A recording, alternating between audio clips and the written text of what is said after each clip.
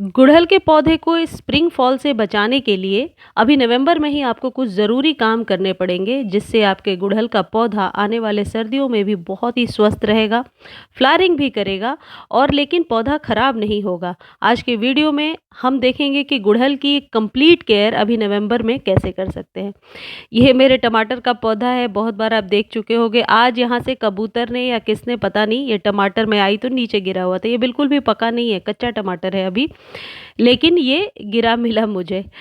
सारे पौधे में फ्लावरिंग अच्छी हो रही है, लेकिन फूलों वाले पौधे की केयर हमेशा ज़्यादा करनी होती है। पौधा जब फूल देने लगता है, वह कहीं न कहीं कमज़ोर हो जाता है। अक्सर आप देखना, जो गुलदाउदी है या गुड़हल है, जब अच्छी फ्लावरिंग करते हैं उसके बाद ही उसमें मिलीबग या कीट पतंगों का अटैक होता है। नवंबर में गुड़हल पर कुछ ज़रूरी काम आपको ज़रूर करने होंगे, तभी आप अपने पौधे को बचा सकते हो। मैं हर साल नवंबर में इन ट्रीटमेंट को अपनाती हूँ और आप देख रहे हो मेरे पास गुड़हल के कई सारे प्लांट हैं और बहुत ही स्वस्थ रहते हैं। यदि आपके गुड़हल में कुछ इस तरीके की प्रॉब्लम शुरू हो गई है कि कलियां तो बन रही हैं लेकिन पीली पड़ रही हैं, उन पर चींटियों का भी अटैक है। मेरे साथ भी ये प्रॉब्लम आजकल हो रही है कि कलियां तो बनने के बाद फ्लावरिंग होने में बहुत ही टाइम लग रहा है। कभी फूल आ रहे हैं, कभी कलियां झड़ जा रही हैं। ऐसे प्रॉब्लम्स मैं फेस कर रही हूँ अपने गुड़हल को लेकर के।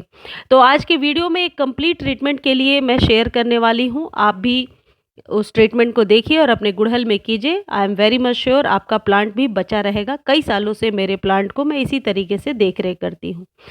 इसके लिए सबसे पहले आपको क्या करना है, जिस प्लांट का आप ट्रीटमेंट करने वाले हैं, बल्कि मैं तो बोलूँगी जितने भी गुड़हल का प्लांट है आपके पास, सबके साथ आप ये ट्रीटमेंट कीजिए, चाहे उसमें प्रॉब्लम हो या ना हो। सबसे पहले गुड़हल की जो मिट्टी है उसे आप नीचे से 2 इंच खाली कर दीजिए, गुड़ाई कर दीजिए। गुड़ाई करने से यदि जड़ें भरी मिलेंगी आपको, यदि ऐसा लगता है कि जड़ें भर गई हैं, तो सिर्फ जड़ों को साइड साइड से प्रून कर दीजिए। अभी आपको बिल्कुल मिट्टी खाली नहीं करनी है, क्योंकि अभी यदि आप पौधे को बहुत ज़्यादा खाली करोगे तो ये इसकी इम्यूनिटी बहुत ज़्यादा वीक हो जाएगी, फिर पौधे को सर्वाइव कराना मुश्किल हो जाएगा।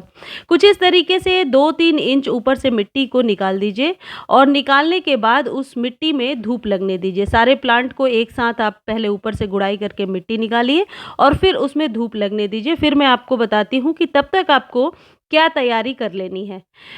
एक चीज़ और आप ध्यान रखें, यदि आपके गुड़हल में कुछ वीड्स वगैरह निकल आए हैं, उन वीड्स को ज़रूर हटा दें। कई बार मैंने बताया है कि ये जो जंगली निकल आते हैं पेड़ पौधे, नीचे से वीड्स निकल आते हैं, ये आपके प्लांट की जो पोषक तत्व है ना, उसे सबसे पहले सोख लेते हैं। देखो इसकी जड़ें कितने नीचे तक जाती हैं, जबकि हम इसकी कोई केयर नहीं करते हैं, ये अपने आप निकल आते हैं।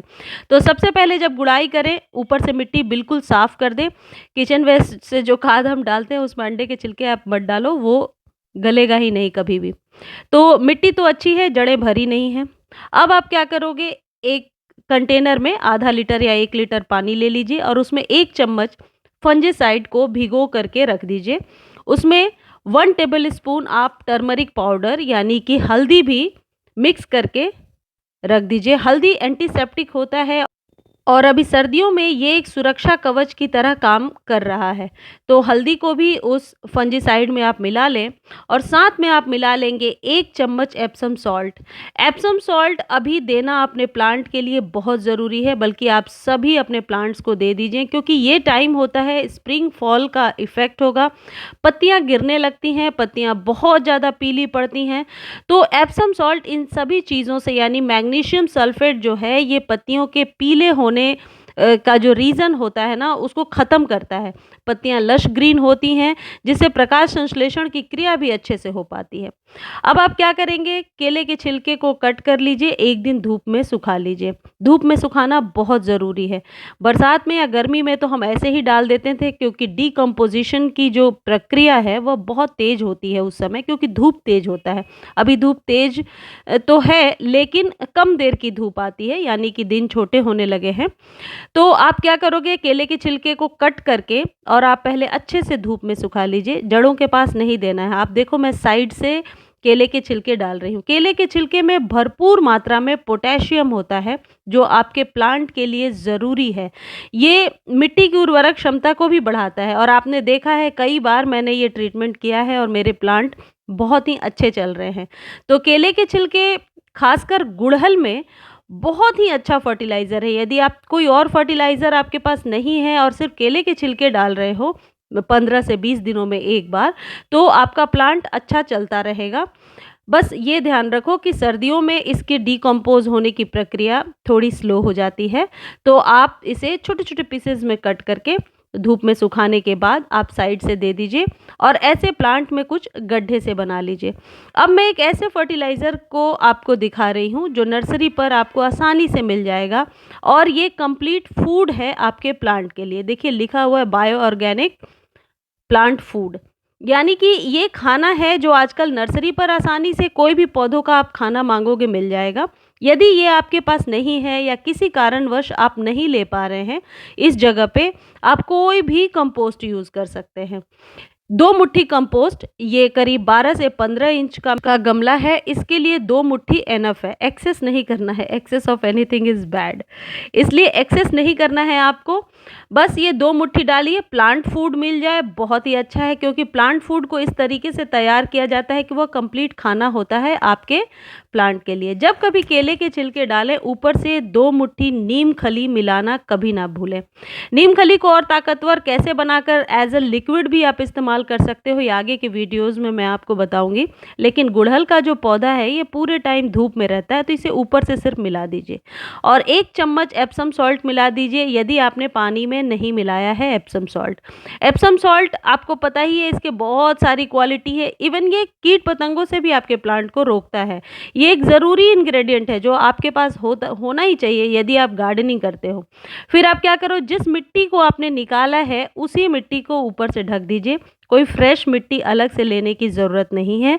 अभी गुड़हल के लिए बहुत ही डेलिकेट टाइम चल रहा है, 2-3 महीने, तो कोई भी ऐसा एक्सपेरिमेंट ना करें जिससे आपका प्लांट रूट शॉक में जाए या प्लांट शॉक में जाए और ख़राब हो जाए। मिट्टी चेंज करने की कोई ज़रूरत नहीं है, आप ऊपर से सेम मिट्टी को भर दीजिए। अब आप देखो मैंने पूरा ही भर दिया, ऐसा कभी भी नहीं करना है। कभी भी ऐसा नहीं करना कि प्लांट को बिल्कुल ऊपर तक गमला और पानी डालो तो पानी गिरने लगे, 2 इंच ज़रूर खाली छोड़ देना चाहिए। लेकिन मैंने इसलिए भर दिया है क्योंकि ये जो केले के छिलके हैं ना, ये 1 वीक में डिकम्पोज़ हो जाएंगे। अब ये जो मिश्रण बना करके हमने रखा था, इस मिश्रण को मैं आधा इसमें डाल दूंगी क्योंकि मेरे और गुड़हल में डालना, इसमें क्वांटिटी का कुछ ये नहीं है कि कितना डालना है। ये जो फंजीसाइड आपने बनाया है ना, इसे 15 से 20 दिनों में आपको हमेशा अपने गुड़हल पर देना पड़ेगा और यही आपके प्लांट के लिए सुरक्षा कवच होगा। यदि गुड़हल के पत्ते पीले हो रहे हैं, एक आधी पत्ते पीले हुए हैं, ज़्यादा हो रहे हैं, तो उसे आप ज़रूर हटा दें। हटाने के बाद गमले में ना डालें, अदरवाइज़ फंगस भी क्रिएट होगा, क्योंकि ठंड की धूप अलग होती है, गर्मी की धूप अलग होती है। उसके बाद कैल्शियम की कमी को पूरा करने के लिए 1 इंच का एक चॉक मिट्टी में दबा करके छोड़ दें। ये तो कई बार मैं आपको बता चुकी हूँ और ये बहुत ही आसान ट्रीटमेंट है। आप चाहें तो जो फंजीसाइड है उससे आप स्प्रे कर सकते हैं। स्प्रे करने से जो कीट पतंग ऊपर जो चिपके हुए हैं, जैसा अभी मैंने आपको दिखाया था, वो बहुत ही जल्दी उस जगह से चिकना होकर गिर जाते हैं। वैसे आप इस जगह पे नीम का तेल है उसमें सर्फ मिलाकर 1 चम्मच उससे भी स्प्रे कर सकते हैं। लेकिन मिलीबग का ट्रीटमेंट मैं पहले आपको बता चुकी हूँ और मेरे प्लांट में अभी मिलीबग नहीं है, एक जगह छोटा सा दिखा था, तो मैं उसी फंजीसाइड को स्प्रे बॉटल में डाल करके स्प्रे कर रही हूँ। हल्दी और फंजीसाइड 1 चम्मच जो मिला करके मैंने लिक्विड बनाया था उससे मैं स्प्रे कर रही हूँ और ये प्लांट के लिए आपके एक कंप्लीट सुरक्षा कवच हो गया। देखिए ये मेरे दूसरे गुड़हल का प्लांट है। मैं क्यों आपको अलग अलग प्लांट दिखा रही हूँ, क्योंकि सभी प्लांट की जो सिचुएशन है ना वो अलग अलग वेरी करती है। ज़रूरी नहीं है कि मेरे प्लांट की जो सिचुएशन है वही आपके प्लांट की हो। ये मेरे प्लांट में देखो पत्तियाँ कम हैं, कलियां बन रही हैं, लेकिन कभी भी अभी तक आपने देखा नहीं होगा कि एक भी कली फूल के रूप में तब्दील हुई है, यानी कि फूल बनी है। ये कली बनती तो है, फिर वो खुद ही येलो होकर के ड्राई हो जाती है। वो भी एक गुड़हल का प्लांट है। तो इसके लिए देखिए सिचुएशन अलग है। ये पत्तियां ऊपर से गिर गई थी और मल्च हो गया था अपने आप, ये मैंने किया नहीं है। ऊपर से बहुत सूखे पत्ते गिर गए थे क्योंकि ये साइड में रखा हुआ था। और देखो इस प्लांट की जो मिट्टी है ना, ये बहुत ज़्यादा गीली है। यदि इतनी गीली मिट्टी आपके प्लांट की रहेगी और धूप लग भी रहा है और आपने पत्तों से मल्च कर दिया है, तो गर्मी में तो चल जाता है, गर्मी में तो मल्चिंग ज़रूरी होती है, लेकिन सर्दी में यदि इतनी नमी रहेगी मिट्टी में तो यहीं से फंगस क्रिएट होगा और मिलीबग की समस्या तो सबसे पहले आएगी। तो गुड़हल के प्लांट में सड़न नहीं होती है, गुड़हल के प्लांट में पहले पत्तियाँ खराब होती हैं, फिर जड़ों तक फंगस पहुँचता है, फिर वो प्लांट मरता है, क्योंकि इसकी जड़ें नीचे तक जाती हैं और ये परमानेंट प्लांट है, तो बहुत जल्दी सड़ता तो नहीं है, लेकिन मिलीबग का अटैक बहुत ज़्यादा होता है। अब आप इसकी मिट्टी को यदि मुट्ठी बनाकर देखोगे तो बहुत ही आसानी से लड्डू जैसा बन रहा है। ऐसी मिट्टी को नहीं रखना है अभी। यदि ऐसी मिट्टी है, बहुत ज़्यादा नम है, तो आप इसे प्रॉपर धूप में रखें ताकि सुबह से शाम तक इसमें धूप लग सके। देखो इस तरीके से मिट्टी बनी, अब इसमें 2-3 दिन तक पानी देने की कोई ज़रूरत नहीं है। तो हो सकता है आपके प्लांट में ज़्यादा वाटरिंग की वजह से आपका प्लांट खराब हो रहा हो, ऊपर से पत्तियों से आपने मल्च कर दिया हो, उस वजह से भी धूप नीचे तक नहीं पहुंच रहा हो, ये भी रीज़न हो सकता है। अभी मैं आपको एक और अपना गुड़हल का प्लांट दिखाऊंगी, उसकी सिचुएशन बिल्कुल अलग है इन दोनों से। अब इसमें भी मैं सेम ट्रीटमेंट करने वाली हूँ। केले के छिलके मैं पहले बिछाऊंगी और फिर उसके बाद नीम की जो खली है उसे ज़रूर ऊपर से 2 मुट्ठी दे दूंगी और प्लांट फूड दे दूंगी। फिर वही फंजीसाइड करना है, लेकिन पानी कम दूंगी क्योंकि ऑलरेडी इसमें पानी है। जो केले के छिलके होते हैं ये फ्लावरिंग लेने में बहुत हेल्प करते हैं। सिर्फ फ्लावरिंग में ही नहीं, आपके प्लांट को कोई साइड इफ़ेक्ट भी नहीं देते। ऐसा नहीं है कि फास्फोरस की मात्रा बहुत ज़्यादा हो जाएगी तो प्लांट मर जाएगा, कई बार ऐसा होता है, लेकिन ये ऑर्गेनिक फूड है, इससे कभी भी प्लांट को बहुत ज़्यादा नुकसान नहीं होगा। और 12 से 15 इंच के कंटेनर में हार्डली हम 1-1 या 2-2 मुट्ठी ही इस्तेमाल कर रहे हैं, यानी ओवरडोज होने का तो कोई चांस नहीं है।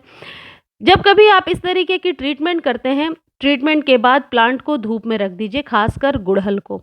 और अब आप क्या करेंगे, उसी जो फंजीसाइड को हमने स्प्रे बॉटल में भरा है, उससे आप इस पर बहुत अच्छे से स्प्रे कर देंगे।